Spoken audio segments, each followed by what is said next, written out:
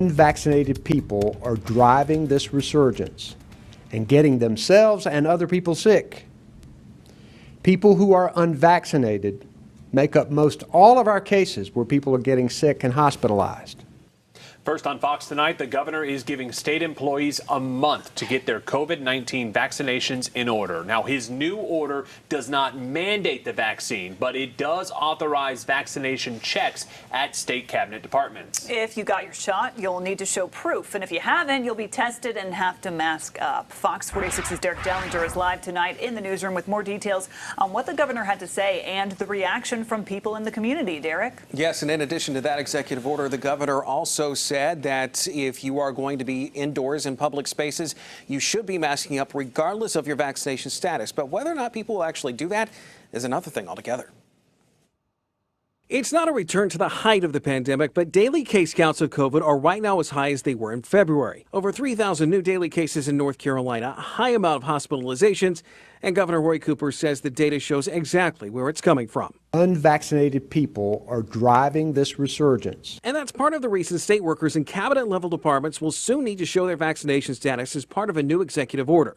Those who got their shot will need to have proof. Those who have not will need to be tested and wear masks. But that's not all. Everyone in a county with high rates of virus spread, including those who have been vaccinated, is encouraged to wear a mask in public. This comes as signs have started to come down in a few spots. No longer are masks recommended and required in many locations, but the governor says you should not be getting rid of the mask just yet. With cases going back up, people are urged to mask back up. I think it's a good idea because our rates are going up. Candace Goffier was in town from Wilmington. She says she's vaccinated, but I have always worn my mask indoors, grocery stores, and I don't eat inside. I try to eat outside. Many we spoke with, though, wonder if it'll get people to either mask up or get their shot. I feel like, people who may be more inclined to wear a mask might also have already been vaccinated and probably be willing to go back to wearing a mask just to help out. The governor at this point isn't extending or issuing any new mandates on masking. The vaccine, he says, is freely available.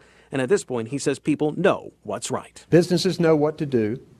People know what to do.